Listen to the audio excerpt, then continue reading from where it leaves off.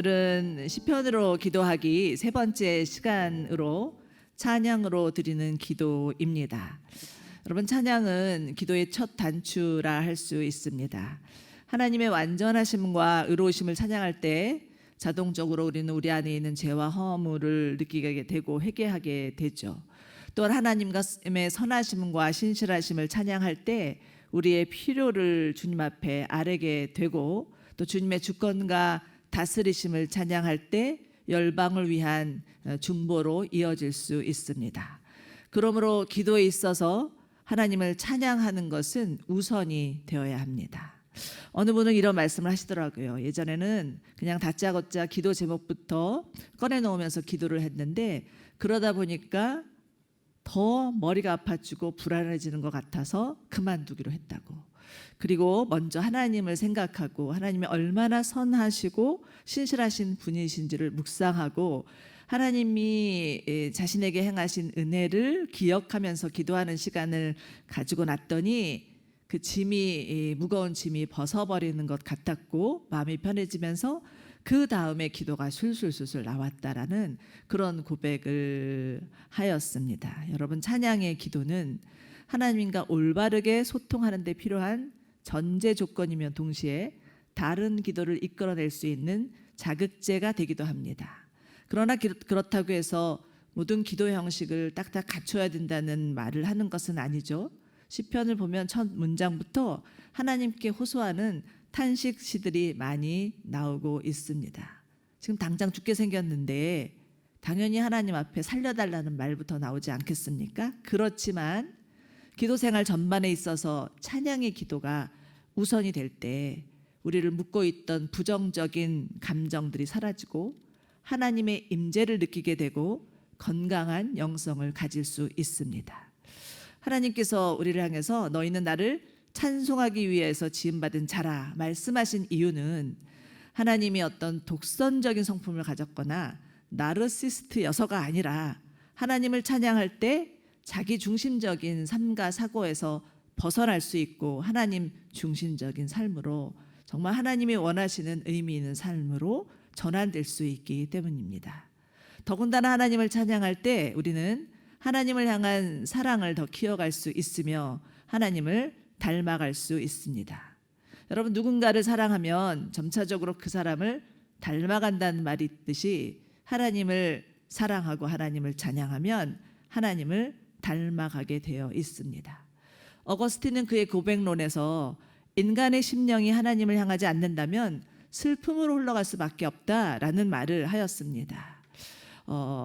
정말 그런 것 같습니다. 하나님을 찬양하지 않으면 우리는 자기 연민이나 자기 하소연, 자기 한탄으로 빠질 수가 있습니다. 그러나 하나님을 찬양할 때 위로부터 부어주시는 하나님의 기쁨이 임하고 우리 마음 가운데 평안이 찾아오고 하나님이 주시는 기쁨을 소유하며 살 수 있는 것이죠.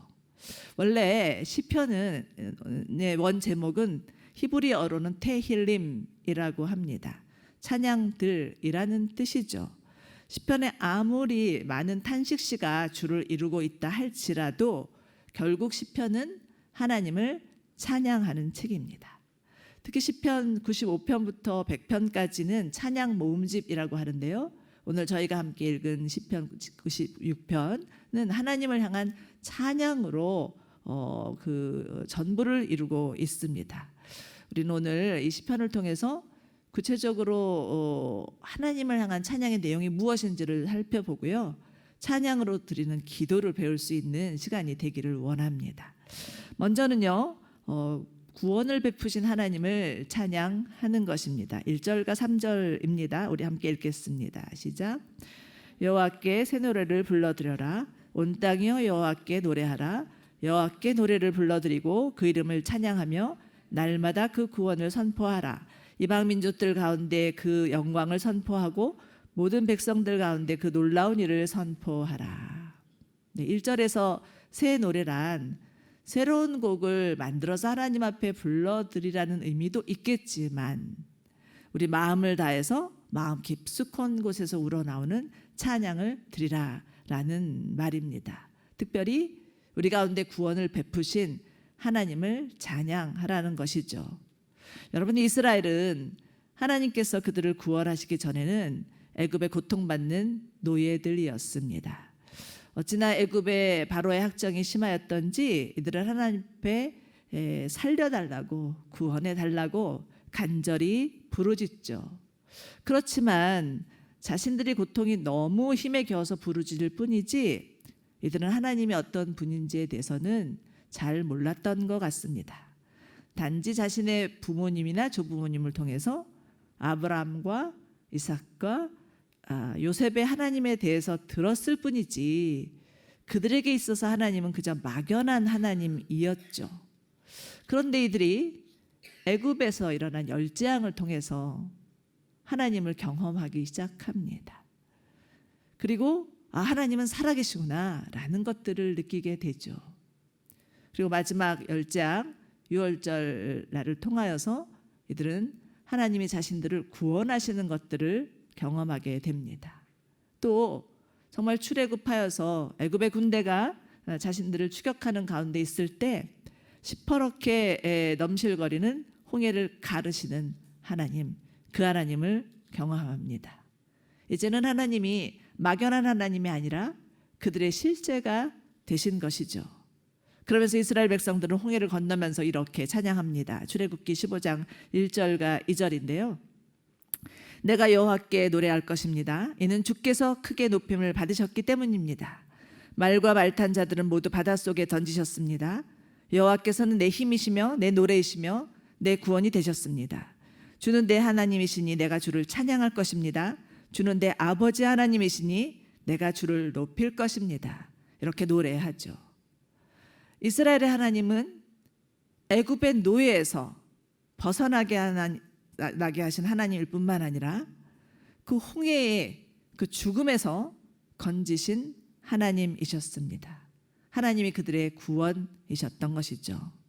여러분, 성경에서 애굽은 세상을 상징하고 홍해는 구원을 상징합니다.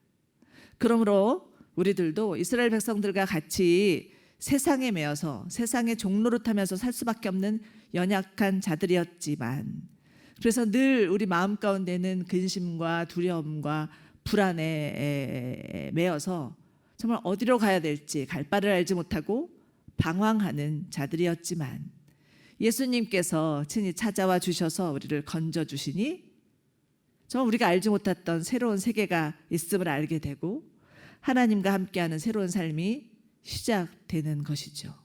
죽음의 강을 건너서 생명의 나라로 인도함을 받은 것입니다. 그런데 여기에는 그 어떤 자격이나 자질이나 우리의 공로가 조금치도 들어있지 않았죠. 순전히 예수 그리스도의 공로요, 희생이요, 헌신이요, 섬김 때문이었습니다. 그러니 어찌 보면 예수님을 믿기만 하면 구원을 얻는다라는 말은 참으로 믿기 어려운 진실이라고 할 수 있겠습니다. 어느 분은 초신자셨는데요. 저희 전도 집회 때 오신 분이었어요. 근데 그분이 그런 얘기를 하시더라고요. 교회 오니까 예수를 믿기만 하면 구원을 받는다고 하는데 너무 쉬운 것 같아서 믿겨지지 않았더라고. 그런 이야기를 하셨습니다. 여러분, 그렇습니다. 정말 우리의 구원은 믿기 어려운 하나님의 전폭적인 사랑이요, 예수 그리스도의 희생적인 죽음이요, 성령의 도우심 때문입니다. 그러므로 우리는 하나님께서 우리 가운데 베푸신 구원의 은혜를 노래하고 찬양하고 또 찬양해도 마땅합니다. 이스라엘 백성들은 홍해를 건너면서 하나님은 용사이십니다. 주께서 바로의 전차와 그의 군대를 바닷속에 넣으시니 바로의 가장 뛰어난 지휘관이 홍해 속에 잠겼습니다. 깊은 물이 그들을 덮으니 그들이 들처럼 깊은 곳으로 가라앉아 버렸습니다. 주여, 당신은 용사이십니다. 당신의 오른손으로 우리를 구원하셨습니다 라고 노래를 하죠. 이렇게 이스라엘 백성들이 자신을 건지신 하나님, 홍해를 건너게 하신 하나님을 노래한 것처럼 우리도 마땅히 주님을 찬양하여야 합니다. 여러분, 교회는 하나님께서 구원하신 자들이 함께 모여서 살아계신 하나님의 구원의 은혜를 찬양하는 공동체입니다. 주일마다 온 가족이 함께 모여서 예배드리는 것은 우리를 위해서 십자가 지시고 우리를 위해서 다시 사신 부활하신 주님을 찬양하기 위함이죠. 그러할 때 우리를 억누르고 있던 모든 사단의 결박이 풀어지고 영적인 능력이 배가 되고 세상을 향해서 담대히 나아가 하나님의 영광을 선포할 수 있으며 예수 그리스도만이 우리의 구세주이심을 전할 수 있습니다. 3절에서는 그렇게 얘기하죠. 온 땅이여 여호와를 찬양하라. 온 모든 민족이여 주님을 높이라. 이렇게 고백하는 것처럼 이들이 하나님을 찬양할 때 모든 민족이 온 땅이 하나님을 찬양하게 될 것을 선포하는 것입니다. 그러므로 우리도 정말 하나님을 우리가 찬양할 때 우리의 입술을 통하여서 우리의 찬양을 들은 모든 사람들이 주님 앞에 돌아오는 역사가 일어나게 될 줄로 믿으시기 바랍니다. 그러나 만약에 우리가 구원의 하나님을 찬양하지 않는다면 하나님 대신 다른 우상을 우리의 구세주로 생각할 수도 있습니다. 하나님보다 내 눈에 보이는 어떤 대상이 나를 구원해 줄 것이라는 착각에 빠지는 것이죠. 팀 켈러 목사님은 내가 만든 신이라는 책에서 오랜 동안 간절하게 바라던 평생 소원도 우상이 될 수 있고 인간의 사랑도 우상이 될 수 있고 돈이나 성공이나 권력이나 문화나 종교도 우상이 될 수 있다고 말씀하셨습니다. 그러나 여러분, 하나님 이외의 그 어떤 것도 우리를 구원할 수 없습니다. 하나님 외의 모든 것은 다 사람이 만들어 놓은 가짜 신이지 어떤 효력도 어떤 영향력도 발휘할 수 없습니다. 다만 거짓의 아비 사단이 우리에게 다가와서 끊임없이 너를 구원할 신은 돈이야, 권력이야, 건강이야, 사람이야 라고 이렇게 속일 뿐이죠. 그러므로 우리가 이 속이는 자 사단의 속임으로부터 벗어날 수 있는 유일한 길은 우리를 사랑으로 이끄신 하나님, 우리를 위해서 십자가 지시고 우리를 구원하신 예수 그리스도를 찬양하는 것입니다. 예수만이 우리의 구세주임을 선포하는 것이죠. 여러분, 여러분을 구원하신 예수님에 대한 기억을 한번 소환해 보시기 바랍니다. 저는 예수님을 믿기 전에는 세상 우울한 여자의 대명사였습니다. 정말 재밌는 것도 없었고요. 하고 싶은 것도 없었고요. 꿈도 없었습니다. 사람들이 저를 보고 젊었을 때는 좀 괜찮았을 거라고, 예뻤을 것이라고 얘기하고는 사람들이 가끔 있는데요. 절대 아닙니다. 저는요, 제 젊었을 때 사진 보여주는 것이 정말 싫어합니다. 그리고 다시 그 시절로 돌아가고 싶은 생각이 1도 없습니다. 왜요? 그저 내 삶과 예수를 만난 지금의 삶이 너무나 다르기 때문입니다. 어느 날인지 정확한 날은 알 수 없지만 예수님이 찾아와 주셨어요. 그리고 예수님 만나 주셔서 그러고 나니까 제 삶의 이유와 제 삶의 의미가 생겼고 꿈도 생겼고 표정도 달라지기 시작했습니다. 제가 미국에 있었을 때였어요. 예수님을 영접한 것은 오랜만에 3년 만에 한국에 돌아와서 동생들을 만났더니 동생들이 언니가 달라졌어요. 이렇게 얘기하더라고요. 아이가 달라졌어요. 그게 아니라 언니가 달라졌어요. 사랑하는 여러분, 예수님이 없으면 우리 인생은 아무것도 아닙니다. 지난주 오신 이진희 목사님께서 세상에 100을 가져도 예수님이 없으면 영, 꽝이다 이 말씀을 하셨던 것을 기억하시죠? 그렇지만 비록 내가 내 삶 가운데 부족한 것 투성이라 할지라도 나를 구원해 주신 예수 그리스도가 있으면 우리는 100%의 인생을 사는 자들이 됩니다. 그렇기 때문에 우리는 정말 우리의 마음을 다해서 입술을 높여서 비록 내 삶 가운데 때로는 우울이 찾아오고 때로는 불안이 찾아온다 할지라도 내 마음을 다해서 내 영을 다해서 하나님을 찬양할 때 그 모든 불안과 두려움은 떠나가고 우리 안에 하나님이 주시는 구원의 기쁨으로 넘치게 될 줄로 믿으시기 바랍니다. 자, 두 번째는 하나님의 주인 되심에 대한 찬양입니다. 4절과 7절입니다. 함께 읽겠습니다. 여호와는 위대하시고 가장 큰 찬송을 받으실 분이시며 모든 신들 위에 경외하실 분입니다. 이방 민족들의 신들은 모두 우상이지만 여호와께서는 하늘을 만드신 분이시다. 영화로움과 위엄이 그분 안에 있고 능력과 아름다움이 그 성소 안에 있도다. 모든 민족들아 여호와께 영광을 돌리고 여호와의 능력을 찬양하라. 자, 지금 읽은 구절들을 잘 살펴보십시오. 하나님의 위대하심, 영화로우심, 위엄, 능력, 아름다움을 노래하고 있고, 또 하늘을 만드신 분 창조주 하나님을 노래합니다. 이 모두는 하나님만이 온 세상의 주권자이시오 내 인생의 주인임을 찬양하는 것이죠. 그런데 어리석게도 인간은 이를 온전히 받아들이지 않습니다. 여러분, 인간의 원죄는 무엇입니까?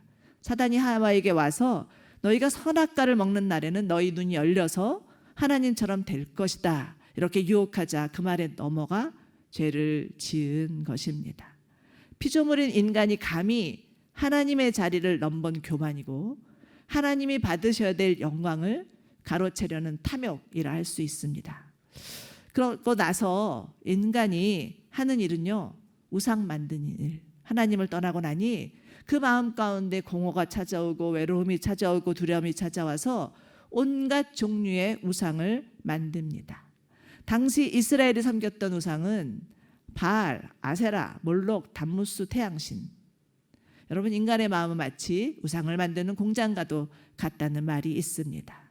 그렇지만 이런 우상은 우리에게 아무것도 해줄 수가 없고 오히려 파멸로 이끌 뿐입니다. 이스라엘 백성은 결국 하나님과 우상을 겸하여 섬기다가 패망하고 맙니다. 자, 그렇다면 오늘날 현대인의 우상은 무엇일까요? 마태복음 6장 24절에서 예수님은 이런 말씀을 하십니다. 아무도 두 주인을 섬기지 못한다. 한쪽을 미워하고 다른 한쪽을 사랑하거나 한쪽은 중히 여기고 다른 한쪽을 무시할 것이다. 너희가 하나님과 재물을 함께 섬길 수 없다 라고 하시면서 재물을 주인 삼는 인간의 죄에 대해서 지적하십니다. 킹 제임스 영어 번역에는 이 재물을 맘몬이라고 번역하고 있는데요. 여러분, 맘몬은 가나안 우상 중에 하나였습니다. 그런데 날이 갈수록 세상이 세속화되면서 지금은 맘몬이 온통 온 세상을 다 장악하고 있다고 해도 과언이 아닌 것 같습니다. 정치에도, 전쟁에도, 심지어는 사회운동이나 시민운동에도, 심지어는 신성해야 될 결혼에서도 그 배후에는 돈이 대한 욕심, 재물이 주인 되는 욕심이 도사리고 있습니다. 하나님 대신 돈이 주인이 되어서 사람들의 일상과 관계와 정신세계까지 깨트리고 있는 것을 보게 됩니다. 자, 그렇다면 어떻게 하여야 이 재물 대신 하나님을 주인 삼는 삶으로 살아갈 수 있을까요? 8절과 9절입니다. 함께 읽겠습니다. 시작. 재물을 가져와 그들로 들어가라. 거룩한 옷을 입고 여호와를 경배하라. 온 땅이여 그분 앞에 두려워하라.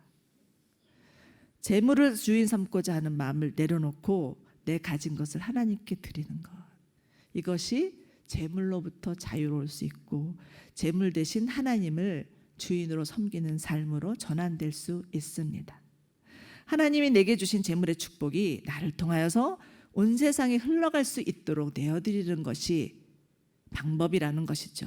이것이야말로 하나님께 드리는 합당한 영광이라고도 할 수 있습니다. 왜냐하면 내가 가진 모든 것은 하나님으로부터 왔으며 하나님만이 나의 주인임을 인정하는 행위이기 때문입니다. 한 부자 청년이 예수님께 나와 묻습니다. 선생님이여, 내가 무슨 선한 일을 하여야 영생을 얻을 수 있겠습니까? 저는 율법에 나오는 모든 계명을 다 지켰는데 아직도 부족한 것이 있을까요? 이때 예수님은 그를 측은히 여기시며 말씀하시죠.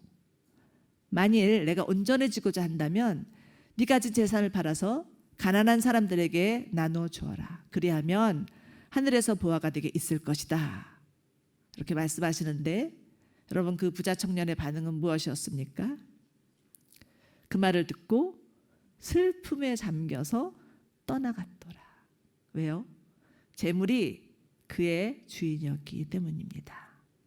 만몬의 영향력으로부터 벗어날 수 있는 길은 움켜진 손을 펼쳐서 내 가진 재물을 하나님 앞에 드리는 것입니다.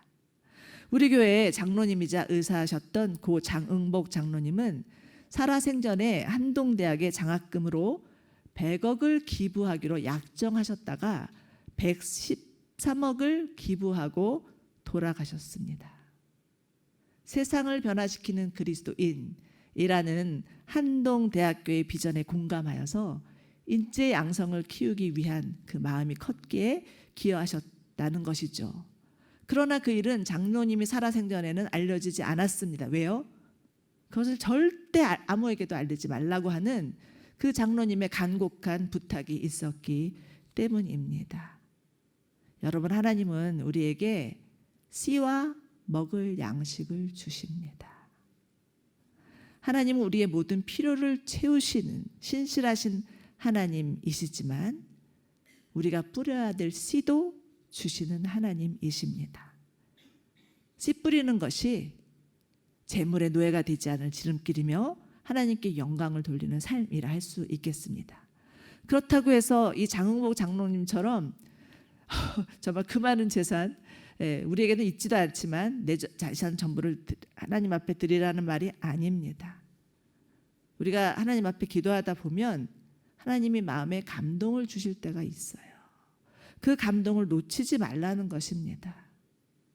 저는 얼마 전에 그러니까 그 유튜브를 보는데 어떤 광고가 하나 뜨는데 그 아프리카에 있는 그 아이들이 나달나달한 성경책을 보고 있는 거예요. 예배를 드리는데 성경책이 없어서 그 몇 권 되지도 않는 성경책을 너무나 소중히 여기면서 돌아가면서 보는.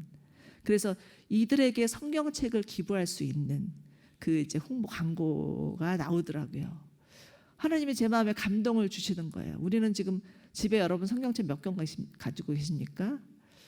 저도 집에 성경책이 여기저기 막 나돌아다니고 이걸 도대체 어떻게 해야 되나, 버려야 되나 말아야 되나 이런 고민을 하고 있는데 다른 지구촌 한편에서는 그 성경책이 없어서 정말 다 떨어진 성경책을 나눠보면서 그걸 너무나 소중히 생각하면서 그 말씀을 사모하며 보고 있는 사람들이 있다고 생각하니 어떻게 가만히 있을 수가 있겠습니까?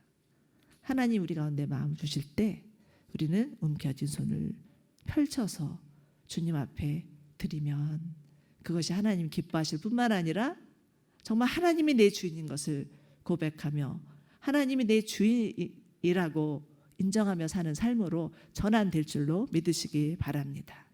여러분, 결국 우리 인생은 누가 주인인가의 싸움입니다. 하나님이 선물로 주신 땅 가나안에서 살아남는 길은 오로지 하나님을 주인 삼는 삶이었는데 이스라엘 백성들은 실패하고 맙니다. 이들이 바벨론 포로로 끌려갈 수밖에 없었던 것은 하나님 대신 가나안의 우상을 우상 삼았기 때문이죠. 여러분, 날마다의 삶 가운데 하나님만이 나의 주인임을 인정하며 정말 하나님의 주인됨을 고백하며 주님이 다스리는 삶을 살아가는 저와 여러분들 되시기를 주님의 이름으로 축복합니다. 이것이 바로 하나님께 드리는 찬양의 제사입니다. 자, 세 번째는 심판주 예수님에 대한 찬양입니다. 10절과 13절인데요. 함께 읽겠습니다. 시작. 여호와께서 다스리신다라고 선포하라. 세상이 든든하게 세워졌으니 흔들리지 않으리라. 그분이 사람들을 공정하게 심판하리라. 하늘은 즐거워하며 땅은 기뻐하라. 바다와 그 안에 있는 모든 것들이 기뻐 울리고 들과 그 안에 있는 것들은 다 기뻐하여라. 숲은 모든 나무들도 기뻐 노래하리라. 여호와께서 오신다. 그분이 이 땅을 심판하시려고 오신다. 그분이 세상을 의로 심판하시고 사람들을 그분의 진리로 심판하시리라. 예수님은 이 세상을 구원하시기 위해서 아기 예수로 오셨지만 세상을 심판하기 위해서는 영광스러운 왕으로 심판주로 오실 것입니다. 요한계시록 1장에는 심판주로 오실 예수님에 대해서 아주 상세하게 묘사하게 있는데요. 계시록 1장 14에서 16절 우리 함께 읽겠습니다. 시작. 그 촛대들 사이에 인자 같은 분이 끌리는 옷을 입고 가슴에 금띠를 띠고 계셨습니다. 그리고 그분의 머리와 머리칼은 흰 양털과 눈처럼 희고 그분의 눈은 타오르는 불과 같고 그분의 발은 영광에서 재련된 청동 같고 그분의 음성은 많은 물소리와 같았습니다. 그분의 오른손에는 7뼈를 들고 계셨으며 그분의 입에서는 좌우에 날쌘검이 나왔고 그분의 얼굴은 해가 힘있게 비추는 것 같았습니다. 여러분, 심판주로 오실 예수님 그려지십니까? 예수님 말씀하신 대로 정하신 때에 영광과 능력과 위엄을 가지고 이 세상에 다시 오실 것입니다. 그리고 마지막 날 하나님의 심판 때에는 두 종류의 심판이 집행될 텐데, 하나는 믿는 자들을 위한 심판이요, 다른 하나는 믿지 않는 자들을 향한 심판입니다. 믿지 않는 자들에 대한 심판은 그들의 행위대로 죽음에 이르는 심판이요, 믿는 자들에 대한 심판은 상급을 위한 심판입니다. 하나님을 믿지 않는 자들은 자신의 생각과 욕심에 이끌려 산 자들이기에 그들은 그 행위대로 심판을 받을 수밖에 없습니다. 그때 이들의 반응이 계시록에 나타나고 있는데요, 이렇게 말하고 있어요. 땅의 왕들과 땅의 상인들은 자신들이 당할 고통으로 인해서 슬퍼 울며 애곡하고 통곡할 것이다. 그렇지만 다른 한편에서는 하나님께서 하나님의 그 영원한 사랑으로 성도들을 덮어주면서 주님을 위해서 한 일을 다 카운트하시며 상 주시는 일이 벌어집니다. 그때 성도들은 묻겠죠.